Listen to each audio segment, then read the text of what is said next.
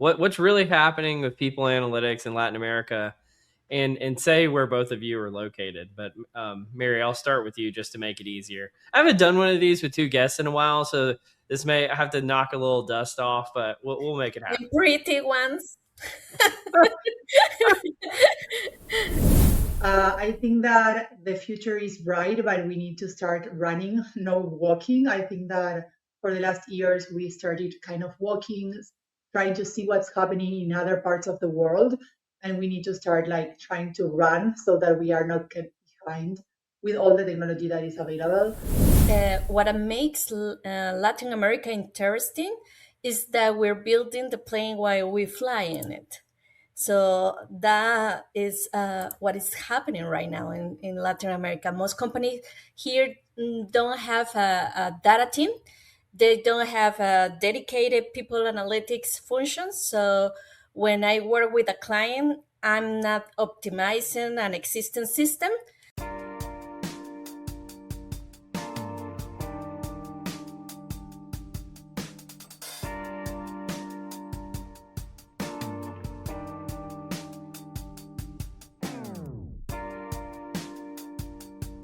Welcome to Directionally Correct, a people analytics podcast with your host, Cole Napper, and today's guest, Mary Nolazco, People Operations, Analytics, and Systems Senior Manager at IPSI, and Paola Alfaro, the founder at HumanWorks.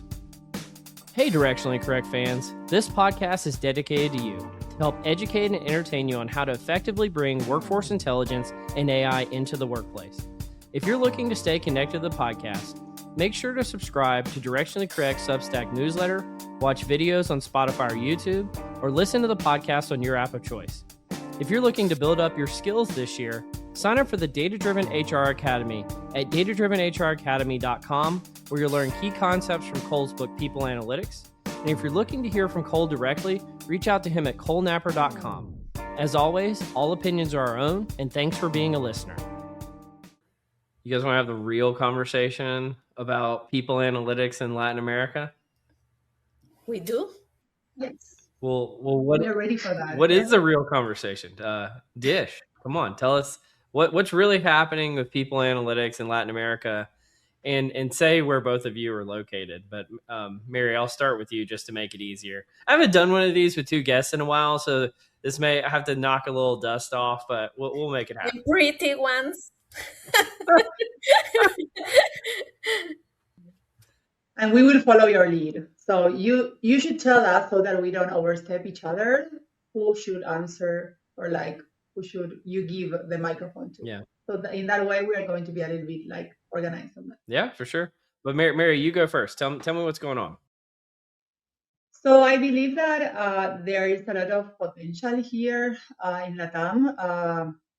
I am located in Buenos Aires, Argentina, and we have kind of the same time zone for US and other countries, as well as having the possibility to have some intersection with the time zone in Europe. The thing is that as different companies have been having a lot of possibilities, I think that the future is bright, but we need to start running, no walking. I think that for the last years, we started kind of walking, trying to see what's happening in other parts of the world. And we need to start like trying to run so that we are not kept behind with all the technology that is available. So I think that the future is bright if we happen to do like a change on how we are with our speed on learning. I think on the people analytics space today, like having a descriptive analytics is kind of what different teams are willing to have or wanting to have. And I think that that is not where we want to go. It's not the goal for analytics. It's mostly like maybe the first step. And I believe that we can do much more better. The possibilities are there. It's a matter of like us utilizing those opportunities. So bright future, but it will depend of each of us what we do to get where we want to be. Yeah. What about you, Paola? I couldn't agree more with Mary, but to complement what she says, what makes Latin America interesting is that we're building the plane while we fly in it. So that is what is happening right now in Latin America. Most companies here don't have a data team. They don't have a dedicated people analytics function. So when I work with a client, I'm not optimizing an existing system.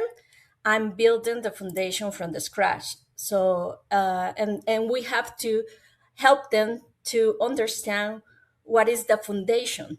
So for me, that's the challenge right now in Latin America, and also we have to run. We couldn't, walk Mm. anymore and see what is happening in the world. We have to get on the plane right now. Yeah. Well, just out of curiosity, like I'm assuming, I mean, I'm making a bunch of assumptions here. So you tell me if my assumptions are wrong. I'm assuming you guys probably didn't even know what people analytics was 5 or 10 years ago. And so how did you find out about it? And then how did you get into the field? And again, I'll start with you, Mary. Okay. Um, Mine is a little bit different rather than others because I started working for Accenture in 2012 Okay. ish, doing operational reporting for HR. So that is so weird because 2012, like I had like my clients where I needed to deliver like these different reports. I remember having to download some reports from different sources, use an access. That is giving like my age for everyone, but I utilize access to do all the ETL, and then I would put that in an Excel file. Then I run macros, and then I create a PowerPoint presentation. That was kind of my first approach to analytics. We didn't call it in that way. It was like global HR reporting, what I was doing. And one of my main reports was this one that was called HR Facts and Figures, that it was gone for, like we delivered that for a lot of executives. So I think that was like the first thing that I was doing. That was kind of a little bit back office as well, because I was working in Accenture like shared service center. So I became really strong on everything related to technicality, but that was my first approach. And then I transitioned to ExxonMobil, where I worked for HR and all the different projects related to data. I was in the data management team. I also like worked on the migration between some systems on the learning teams. So we were like really focused on that. But then, like slowly, the field name has been, like started appearing. It was HR analytics first, and people analytics, and now we will see what is going to be the name. But we had at that time also like really important stuff like Tableau, Power BI. Like we were in that conversation right now in that time. And I think that right now the combo is not there. Is what's coming, how we can leverage AI as well. What is going to be like the future dashboards? Are the dashboards going to be backend, and we are going to be using AI to ask questions to the dashboards? How are it going to happen on the future? So to sum up, like my journey to here is kind of different of other professionals on people analytics, but I'm really excited to see what's coming for us on the next years as well. What about you, Paola? Well, actually, when I start to see people analytics, I call them statistics or reporting. Back in, I don't know, 2005. So my aha moment came when I went to a conference, a Charm conference. I think was Chicago or Las Vegas. I saw in the agenda a topic. The name was "The Power of the People." It's a book, actually. It was my first book that I read about people analytics. So I went there, and the speaker was talking about how to convince the C level um, with data, and Yeah. how to organize the data, and have a governance and also a culture data driving. So I was like, wow, this pay my ticket. Because in that moment, the CFO of the company I was working for in Colombia, they were pushing me to, to get all the reports, all the dashboards and everything. But actually in that moment you have to, combine several Excels. And when I mean several, I mean a lot from different countries, from Colombia, from Brazil, from Peru. And I was like, oh my God, I can't do it like this. The number that he has was different for the number that I got. So when I went to this conference, I understand that there is a methodology, and that gave me, like confidence to start to implement this methodology in the company and try to transform the vision that they had about HR, because here in Latin America, I don't know if in the United States or Europe, but the people here said the women can understand math or numbers, and that's why we study human resources. So I want to challenge that vision, and try to get like equals in the table, and we can discuss all the numbers from the business and also from talent, and I can cross some insights that they didn't understand.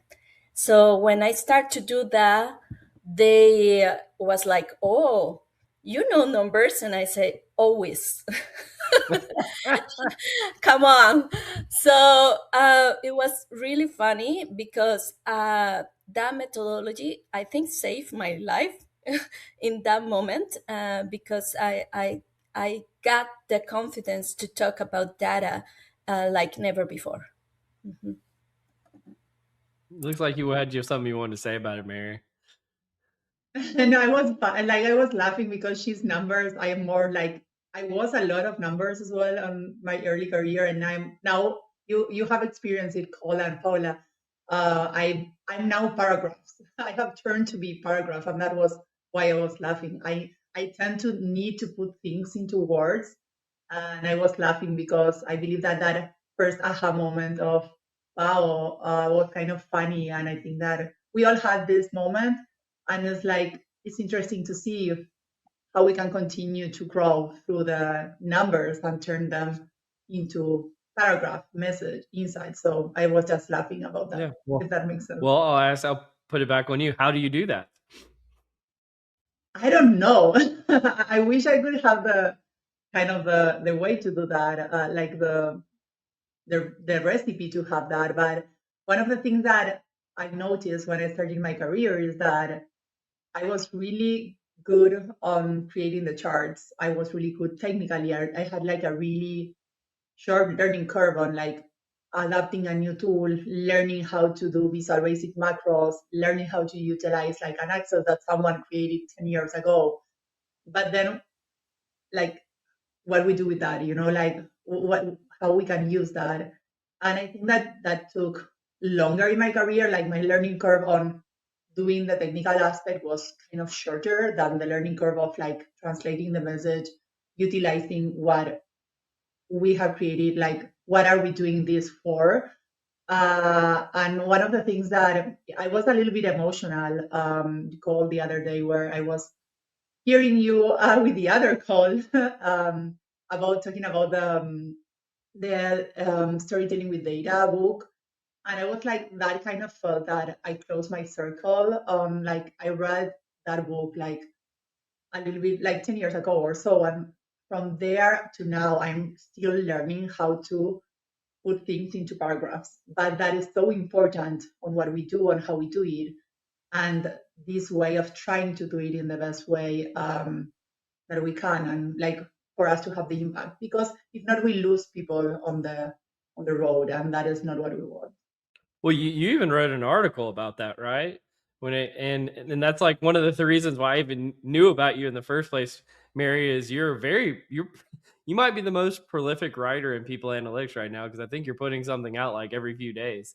But You are making me blush. But it's like this need of putting something available that I believe that I could have leveraged a lot. Like I do have like a website where I put different articles, and I also have a newsletter through What's it called? LinkedIn. And my Maria Nolazco Masson, that is my name.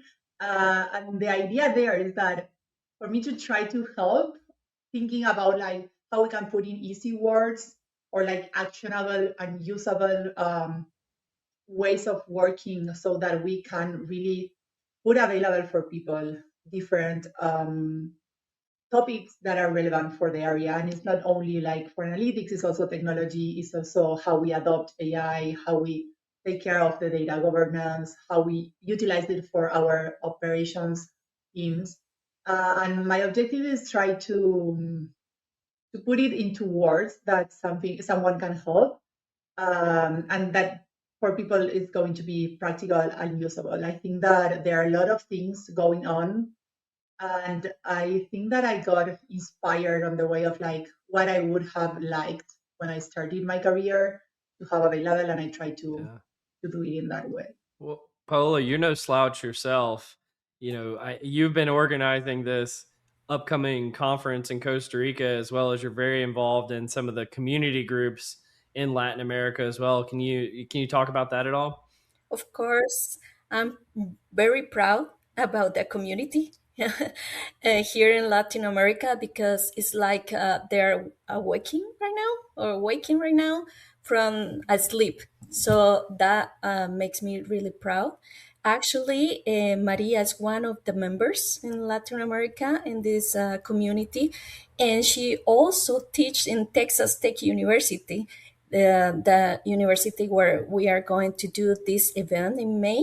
So why we are together in this? Because we have a purpose, as common purpose, and to transform the vision of the HR or people analytics professionals here in Latin America. We want to be seen and try to get these methodologies or insights from outside Latin America to Latin America and start to, spread the talking about what really matters in the future of work. So this event is gonna be in May, and we are expecting 300 HR or people analytics professional, and we are really happy to have you in that event. So because it's the first time here in Costa Rica that we are doing this, so everybody is expecting right now what is gonna be, and the people here in the community, they are so happy that we are trying to do this in Latin America, and also how we can grow together, because they can ask any question in the WhatsApp group, and someone is gonna answer, and they feel like confident to do the question, because they understand that everybody, as I say, we are getting in the plane in the same time. So we are in the same level of understanding and everything, so that makes the people to get more close, and that develop of this professional is better when you grow as a community. Yeah.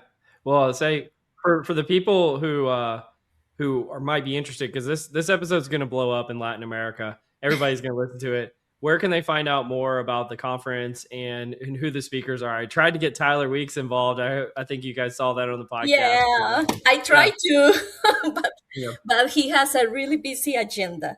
Yeah. But actually, I heard your last podcast with him. It was amazing. Yes, the people who's gonna join this event will be some of our actual teachers in Texas Tech University for the HR field, like Eric Madrigal. We used to be colleagues in the university when we study business administration, but now he is the vice president of talent in Nike for Asia and Latin American also. is gonna be there also the CEO of Great Place to Work for Latin America. He's gonna speak a little bit about future of work. Also, Sole Echeverria, she is one of my mentors here in Costa Rica, and she's gonna talk about the next hybrid workforce, like AI plus people, no, how to handle that as a manager. And we also gonna have a lot of people from the community of people analytics here. We are gonna have a panel where we're gonna discuss about the challenges, the learnings about people analytics until now, so they can, share what they are living in their companies and as a practitioner. So yeah, I think it's gonna be so exciting this event, and the people are right now engaging a lot, and you can find the information in the Texas Tech University website here in Costa Rica, but I can share it, later if you want to. Absolutely.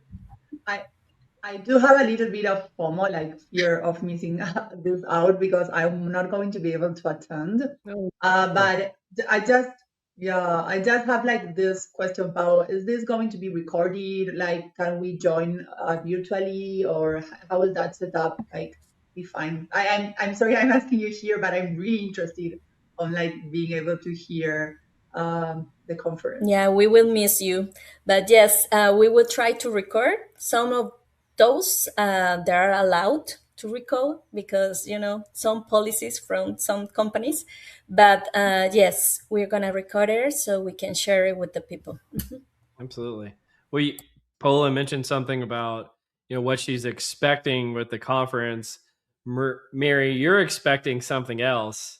Do you want to talk about that at all? Yes, of course. I'm not going to be able to join as I'm expecting my second child.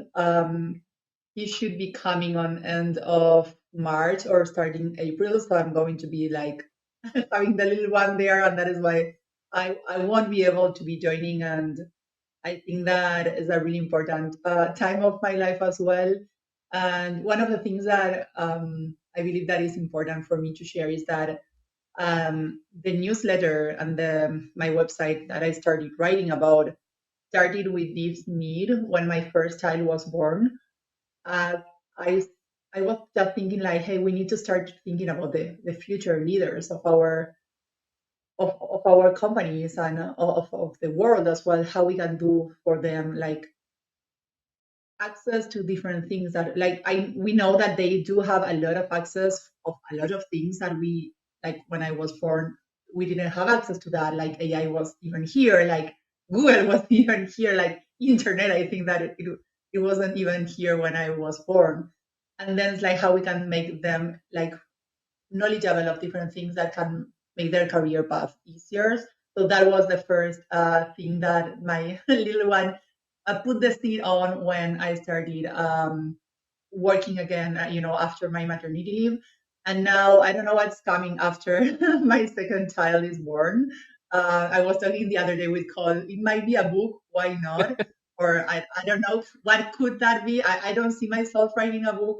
I don't think that I have the capabilities to do that. But why not? Maybe if I am inspired by my second one and I'm able to write something about about it. But yeah, that is kind of the reason why I'm not going to be able to join in Costa Rica the conference, but I will still be a professor for people analytics on the Texas Tech University in Costa Rica, and I will be also part of SPA and the different organizations I'm currently with. Love it. That was one of the interesting things about prepping with both of you guys. So usually when I'm prepping for the podcast with somebody, they're trying to avoid any topics that might make them seem vulnerable, or just like things that they want to like, potentially worry about oversharing. Both of you were like, no, we want to be vulnerable today. We want to share what it's really like. And so I really appreciate that from both of you. And one of the things that you mentioned is just like some of the things that make it challenging in terms of like the personal learnings that go into your career path in people analytics. Can you share some of those? And I'll start with you, Paola. Well, I have a lot, but let me start with the importance of have the data well organized. For me, that's the foundation. And after that, um, try to guide the rest of the company. Because when you talk about turnover, you assume everybody understands turnover, but sometimes your clients doesn't. So that's why you have to understand first in human resources area what turnover means to your company, because sometimes it's different from every company. And then after that, you can guide them and understand how to get some information from the business and understand how the business get impact from turnover or headcount, whatever. And the third one is to create a culture, a data-driven culture, and because it's important to people to understand that there are responsibilities when you manage data and also limits. And that drive me to my fourth one, that is AI. For me, it has been amazing journey these 3 years since I start to study AI, and now with as we discussed some days ago, Claude with Excel, it's like a blow my mind.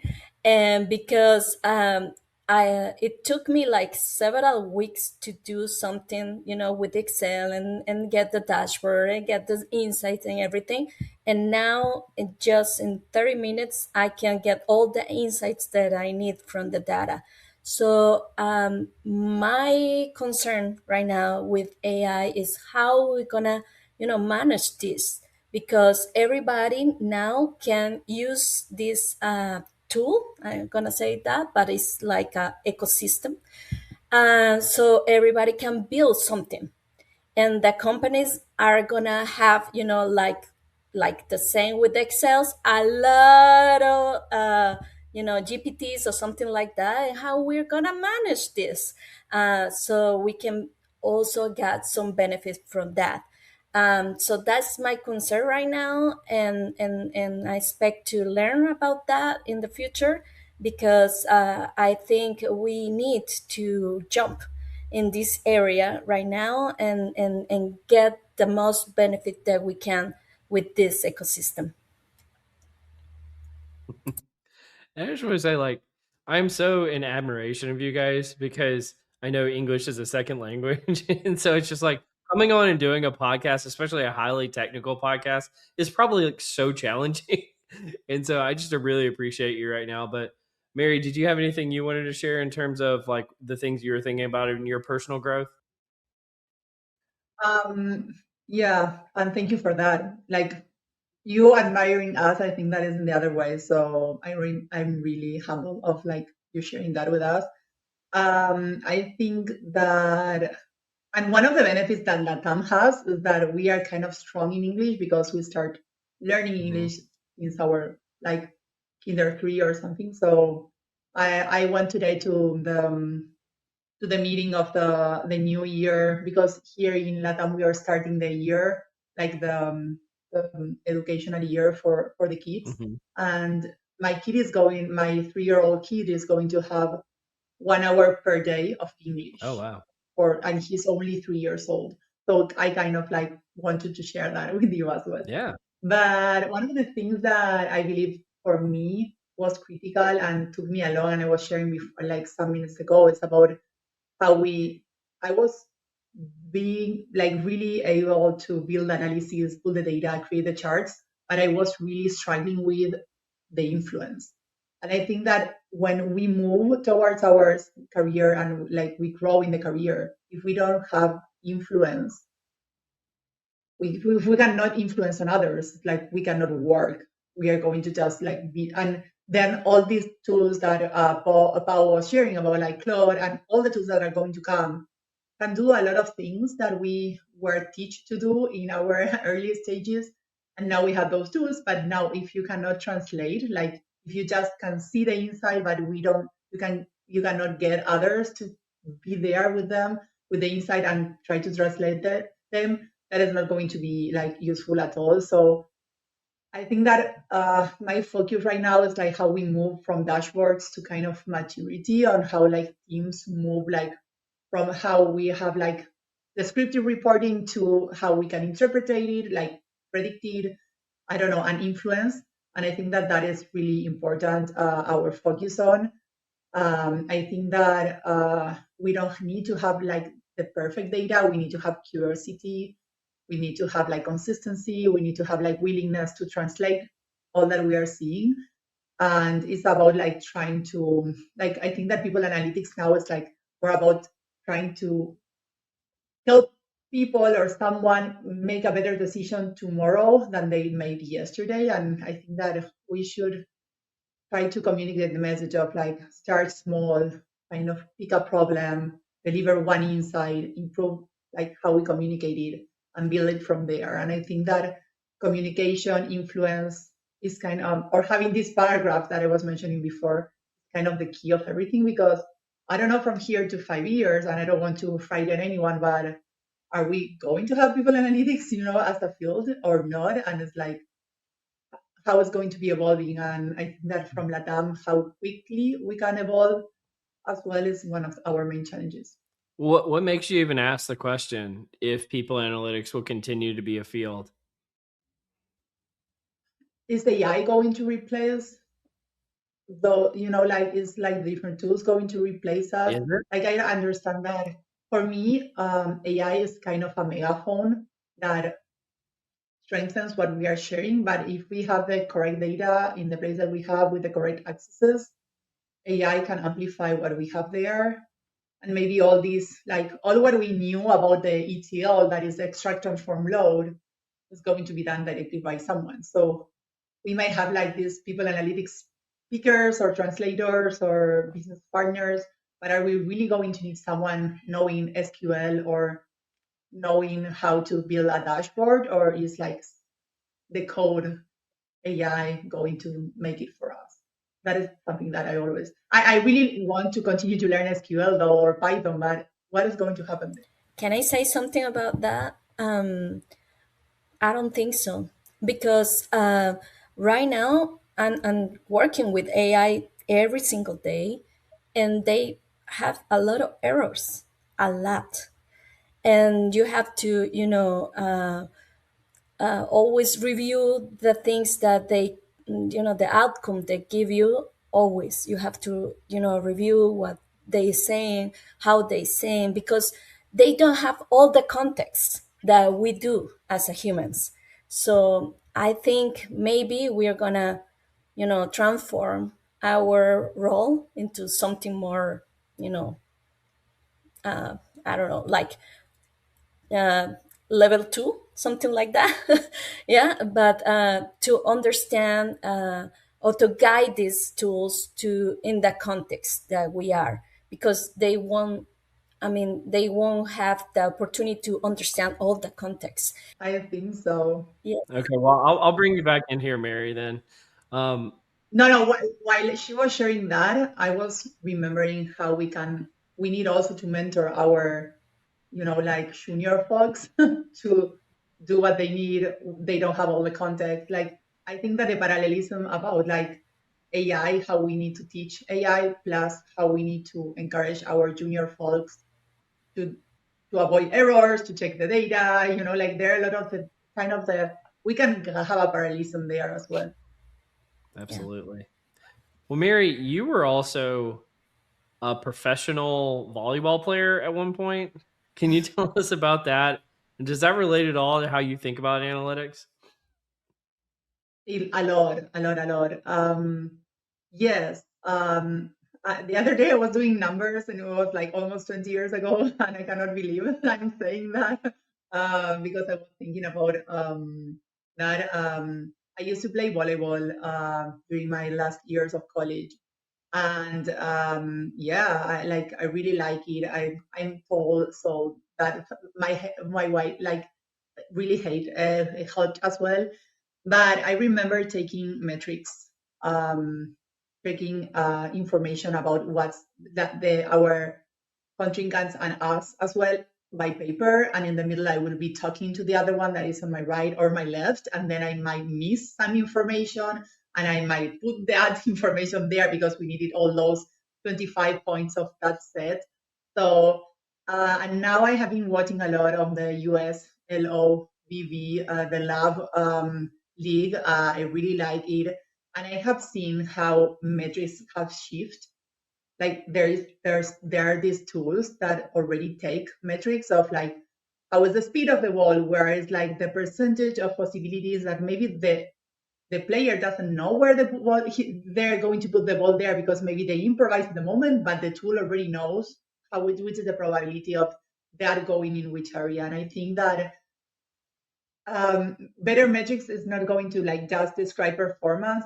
It's going to, like right now is changing how we play, and I think that in HR we're still like on pencil and paper mode in many places, and I think that we really need to understand that although the humans still decide, kind of AI, I think that is becoming kind of the coach of here. So for sure, I believe that kind of the data is reshaped by the strategy and the measurements shapes behavior as well. Because if they all know that I'm going to attack to some place, like I might think to doing it the other way, or I might train other strategy. And I think that is really important for us how we evolve there. And I don't know what is going to be on the future for the volleyball when my kids are going to be grown ups and playing it if they want to play that. So I'm really like excited to see what's coming for not only volleyball as well as the other different sports. The other day I was watching called the Super Bowl, and on the time offs, everyone was with their iPads. They were not talking between each other, and I was like really intrigued. Is this common? It was like, yeah, they are rewatching their plays or like talking about their strategies on the future. And it was like, but they are not talking as a team, and also how we can balance all those changes as well. So that caught my attention from the Super Bowl that I don't understand a lot American football, but I saw that as a key point. That's fascinating. Well, do you guys want to join me in Cole's Corner? Of course. Of course. Welcome to Cole's Corner. All right. Well, we're going to start out with some rapid fire. I'll alternate between who I go to first here, but the first question I've got, you start out, Paola. Okay. If you weren't in people analytics in Latin America, what would you have done with your career? I think I will go for chef. Yeah. I like to cook a lot. And that same question, some days ago, my son asked me that, and I said the same. I like to cook. My grandmother teach me how to do it in the traditional way here in Costa Rica. So I like to do old recipes from her, and I have a book of her with all the recipes, and I like to do that. But also I like to learn some different culture recipes like Korean or Peruvian or Mexican. So yeah, I think I could see myself as a chef. Absolutely. Well, what about you, Mary? I want. I wish I would go through the like a travel guide, like for me to create travel itineraries and like packages for people, and for me to be the guidance through the different flights and like holiday that they would take. I really like traveling. I enjoy that. I enjoy meeting different cultures. So I think that if I were not to be here or if I were not to be playing volleyball, because still at my age I could be doing that, except that I had an injury like 20 years ago. If not, I think that I would love being like have a tourism company where I can help you, for example, call when you come to Buenos Aires. I can give you all the package, where to go, what I recommend, and do it like in a human way so that it adapts to what you would like and prefer. So I would love that. Absolutely. All right, Mary, this one's for you first. What's the place you've never been to that you'd most like to go and why? I, I want to go to India. I don't know if I would have the chance to go now because of my second kid, but that is a pending that I have had for a while. Back when I was in ExxonMobil, we worked a lot with people in Bangalore, and I really enjoy working there, like learning the culture. And I would love to go to the country and like meet the culture, learn and travel there. I don't think that I'm going to be able to do it soon like sooner than I would love to, but I think that that is one of my pendings of my life. Yeah. What about you, Paula? Switzerland. There you go. Yes, when I was in college, I dreamed to study there because I love Heidi. That that's the cartoon. No, No. well, it was really is I mean a huge cartoon about a little girl that live in the Alps there in Switzerland, and they Yeah. make cheese and everything.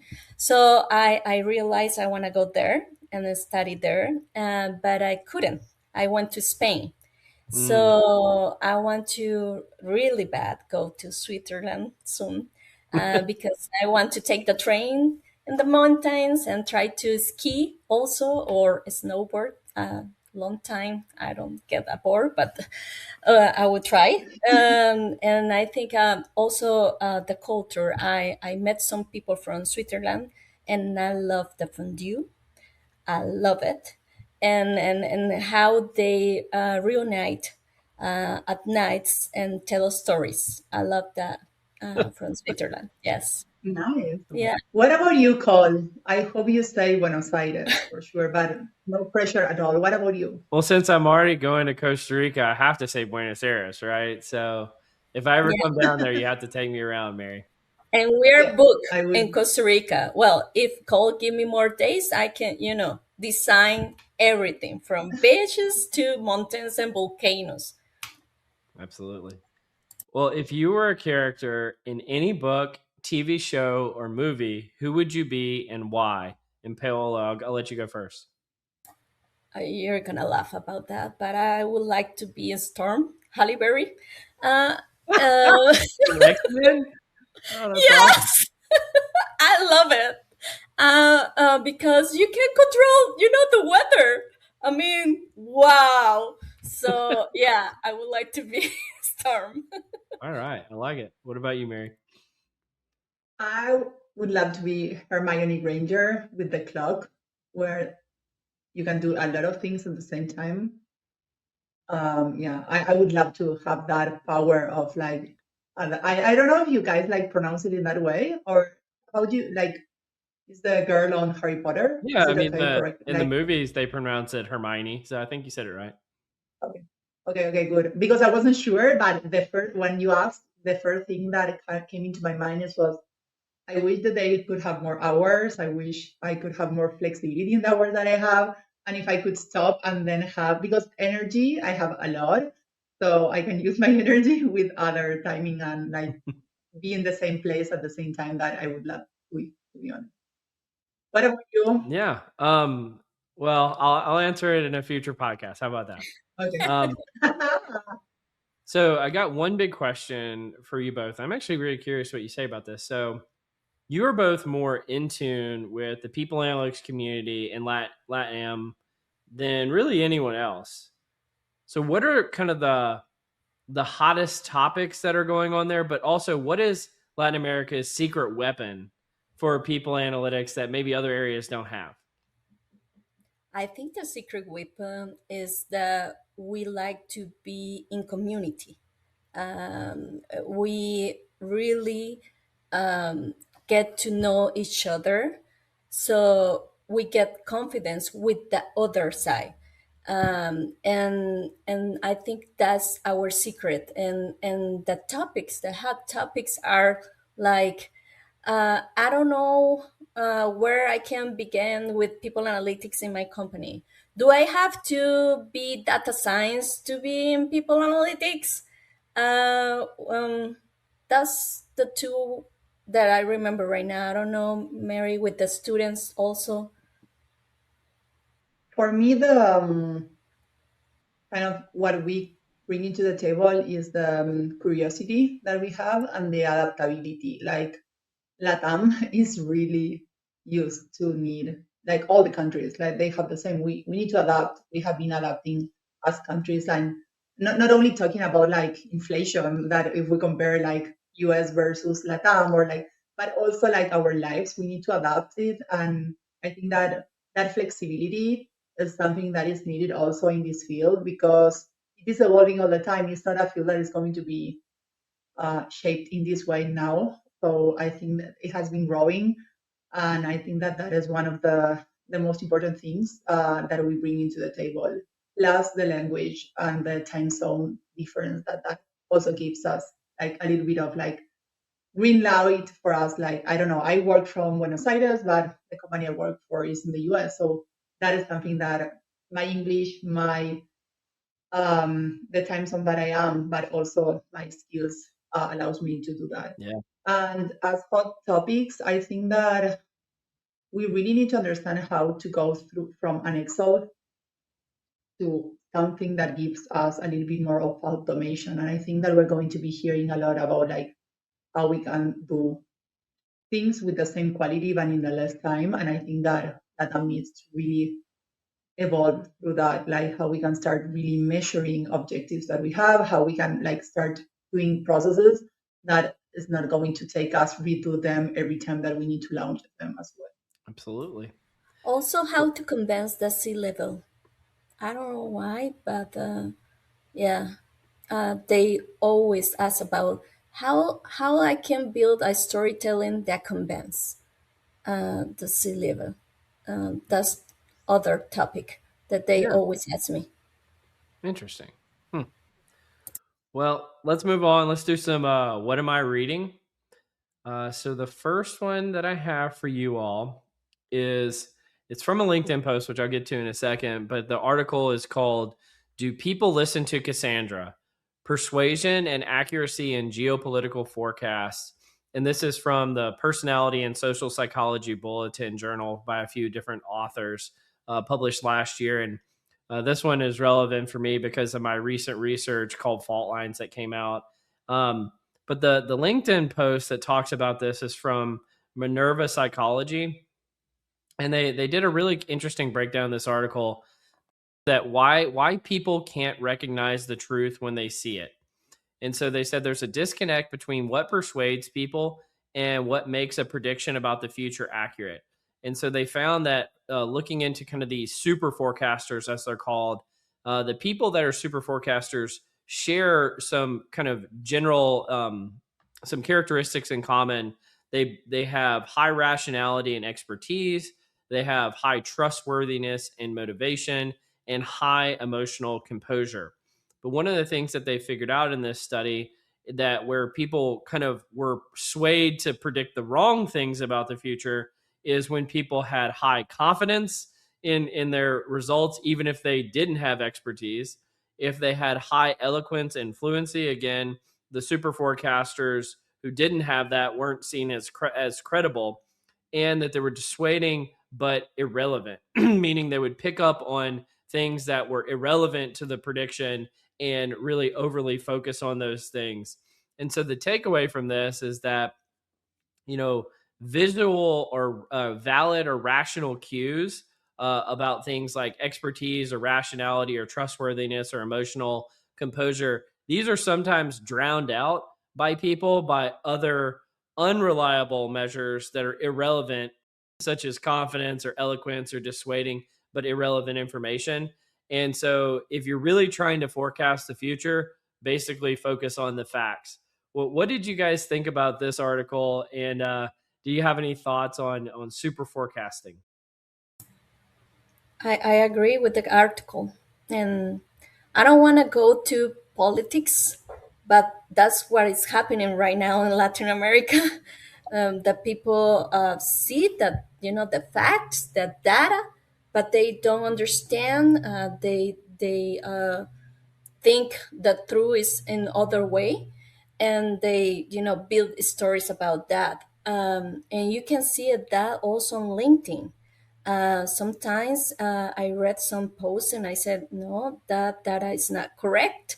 And the people still engage because it was funny or because something superficial, you know, was there, like, I don't know, like a trick or something like that, like a GIF. And I realized, like, oh my god, what is going on? Yeah. We need to think and to discuss and find the data and the facts, because we can, live in a second world where everything is like, you know uh, like a lie. So yeah, I couldn't agree more about that. I I think that we often kind of confuse confidence finals with like actual predictive value. And in people analytics and in leadership as well, we kind of also overvalue like charisma or like strong narratives and executive presence or like this decisiveness. And we undervalue like the quiet evidence or the context and the interpretation. So I think that, yeah, it's interesting that you're bringing it up because it's kind of like how we were talking about, like, we also undervalue like being this directionally correct. And I'm giving the name of the podcast as well, but like having enough signal or context or humility to move a decision forward, even when the answer isn't perfect. And I think that that is really important. Yeah. What I took away from that is I just need to focus more on being funnier, charismatic, and having better gifts, and I'll be more influential. So there you go. That's what we got to do. No need to be right. Hi, I'm Stacey Nordwall, host of Toot or Boot, the show that boots burnout culture and calls out corporate nonsense. Each week, I talk with bold leaders and good troublemakers who are rewriting the rules of work. We dig into what's broken, what's working, and how to build something better, with a mix of practical advice and humor. If you're ready for a healthier, more human workplace, this is your show. But well, let's Yeah. go ahead and do the next one. So we've got a post on by Nigel Gwinnell. He talks about this article that came out in 2008 in Organizational Science called "Unpacking Prior Experience: How Career History Affects Job Performance." So again, kind of some seminal research on career experiences. And what he finds here, he puts this overview model. And by the way, you mentioned Power of People earlier, Paola. And Nigel was one of the authors of that book, along with Jonathan Farrar. So, kind of going full circle in this episode. But this is a really simple point, but I think it's so powerful. And so, Nigel asked the question: how much does the length of experience matter for performance? And they show the model that predicts this from the research article. But the results say not much once you've measured worker knowledge and skill. What's left after that is inflexibility from prior experience that negatively affects performance. So if you so length of experience doesn't really matter as long as you have the knowledge and the skills of the position, and it can actually be a hindrance to performance if you're inflexible. What do you guys think about this one? I think that we tend to assume that years equals more performance, but here, like, what really matters is how this experience translates to learning, adaptability, decision quality. I think that experience is useful, don't get me wrong, but it's not linear.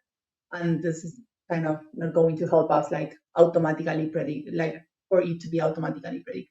So I think that we tend to think that like seniority is kind of like conflated with competence, and it might not be in that way, if that makes sense. Yeah, I think you have to study.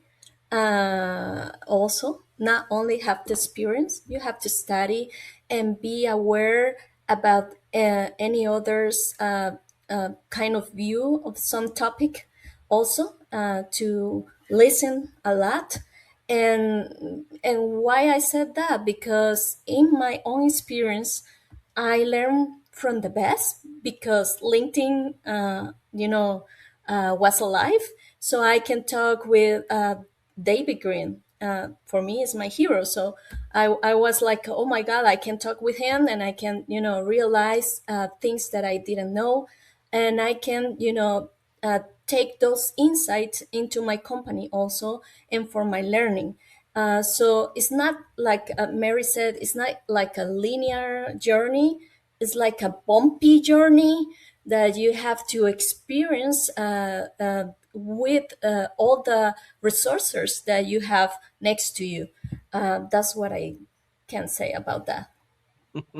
Yeah, and to add, I think that we often reward tenure because it feels like more safe or credible. But if we are not careful, I think that we end up measuring time instead of impact that someone can bring to the table. So, uh, Yeah. Yeah, and you have to also see the potential and performance. That question always comes. But sometimes you have to see also the potential, not only the person, because that's what the humans wants. We want to develop. So yeah. Yeah. We're getting into like the classic debates in HR going way back. Well, let me hit you with the last one. Um, I don't know. I feel like I just do like some myth busting on here sometimes. But this article is called "Learning Styles, Preferences, or Strategies: An Explanation for the Resurgence of Styles Across Many Meta-Analyses." And so this is an educational psychology review. And John Whitfield put together this post that said 93% of teachers still believe students learn better when taught in their preferred learning style. I don't know how common this is in Latin America, but learning styles are pretty common in the United States. Yet meta-analyses show that the meshing hypothesis, i.e., like showing the teacher teaching your style to your learning style, has almost zero impact on achievement. And so this new paper shows why, and basically says we should not perpetuate myths, unsupported claims, or wishful beliefs. The key themes are that the meshing hypothesis is debunked, teaching to preferred styles doesn't improve outcomes, correlation is not causation, studies confuse preference with performance without proving effectiveness. So it makes sense that people have their own preferences, but that doesn't mean that it will necessarily affect performance, and that the strategies you use to bring about learning trump the style that you use. And things like self-regulation, deep learning, and feedback have much stronger effects than learning styles for learning actually coming into effect. What do you guys think about this one? Well, as a teacher, I can say that I tried all the different types of learning in my classes because sometimes maybe you have a favorite one, but you can develop the second one. So that's why I like to experience with them all kind of tools. And also, I think the feedback is a really good resource for them because they are curious about things that are going on their mind, sorry, and also about the context. So they ask a lot of questions, and they are expecting feedback in a place where they feel safe, like a class. Yeah. Well, what do you think, Mary? I want to read the whole article, to be totally honest. I'm really intrigued to know like deeper. But also I think that it's a great example of how HR sometimes kind of confuses preference with performance. Mm-hmm. Kind of like learning styles feel a little bit intuitive if they are respectful and personalized, but the data shows that matching style to preference that doesn't necessarily like improve outcomes. And for me, the bigger lesson here is we should design around what works for the task and not what feels comfortable for the individual itself. Like putting first evidence versus intuition. I think that is Yeah. important. You guys are so practical. I love it. Talking to some practical people on a practical podcast. This is my kind of people. I think you both had different questions for me. Do you want to wrap up there? What did you want to ask, Mary? I do have a question for you. I know that you have talked about like moving people analytics from simple facts to strategic insights, and even reading about like why most current people analytics work isn't truly forecasting or predictive. So I want to ask you, if I may, what's the single biggest misstep that you have seen teams make when they are trying to be strategic with the people data, and what's one belief you think the field needs to drop? Yeah, I think so. The first mistake that people make before they make a strategic mistake is just learning all the technical skills, and that's going to somehow translate into making an impact, right? But the first strategic mistake that many people make is that they think that, oh, it's not just the technical skills that matter anymore. And now I'm going to be super strategic. But because I'm being super strategic, everyone's going to listen to me and they're going to want to hear what I have to say. And the reality is, nope, they're not.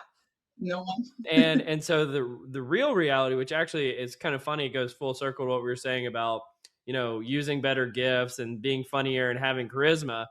The irony is, even if you have the right data and you're making the right forecasts, people might not necessarily listen to you unless you have the charisma and have the influence. And so I've spent a lot of let's call it the last 10 years of my life, really trying to improve those skills, even though I know they're not necessarily making my forecasts or my technical skills better, but they do make me more effective in the real world, which is kind of the purpose for that article that I shared in the first place. So really good tie back there.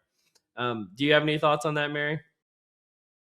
I think that it's important while you're mentioning, like, and I was thinking about also my career, like the balancing between the two things. Mm-hmm. Like it's not only like the technical aspect, but also how we can translate it, how we can impact.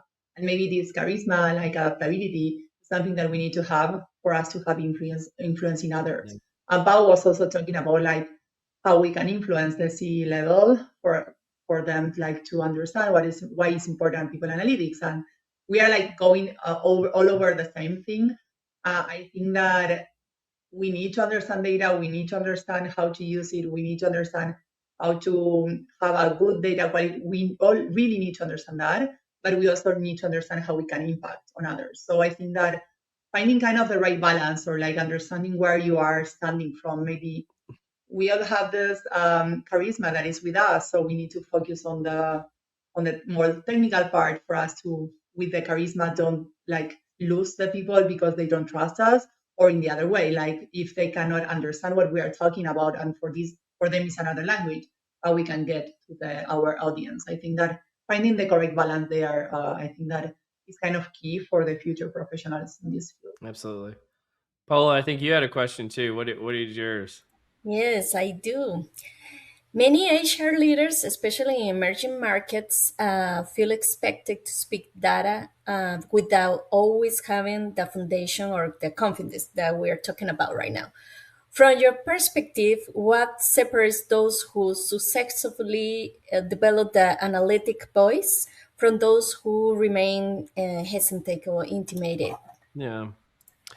It's an interesting question. It's kind of related to Mary's in a way, um, because it is related to confidence, right? And potentially the charisma, but it's actually a different answer in the sense that I always just say it's repetitions, right? And risk taking. So in the beginning, it's risk taking because you have to be willing to share at all, right? And that feels like you're taking a risk, and you may put your foot in your mouth. You may say something that doesn't represent you in your best light, but you have to be willing to do that regardless. After that, though, it's all about repetitions. And the thing I always tell people about imposter syndrome in particular is you can't have imposter syndrome if you've done something so many times you're bored by it, right? So if you have extreme confidence, you've done what they call overlearning, which again kind of goes back to what we were saying about successful learning styles. Overlearning is the ability of doing something so many times that you're bored, right? You could do it in your sleep. Well, guess what? If you have the repetitions that you've done something so many times, you're not going to feel hesitant or intimidated by it any longer. And so the reality is you have to be willing to take the risk, and you have to be willing to put in the reps, and then these things won't matter any longer. Does that resonate with you, Paola? A lot. I actually had one moment, no, several moments with the CFO where I gave, some numbers and he said, "Are you sure? Is Mm-hmm. that the number?" And I said, "Well, I take the risk. I try to, build the model and everything. And if you not agree with my number, we can discuss that." But, you know, when I said that, it took me a lot of years of, risking and be Yeah. vulnerable. Okay. First time are tough. Yeah, like every time that we do something for the first time is really tough.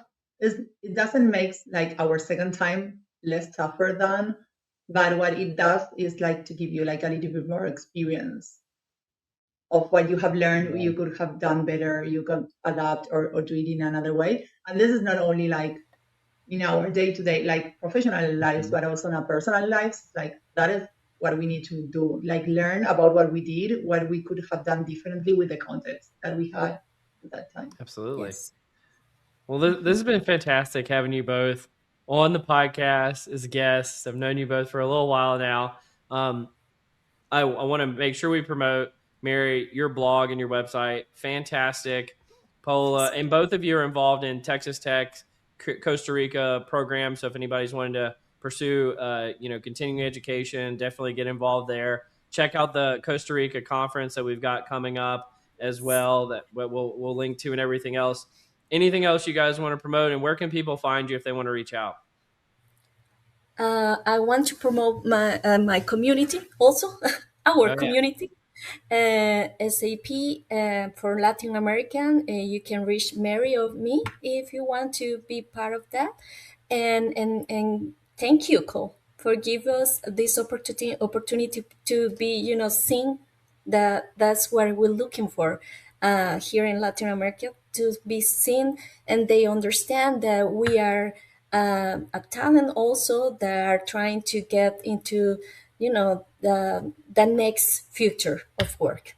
Thank you so much, and thank you, all the people that are listening us. Oh, that's so sweet. What about you, Mary?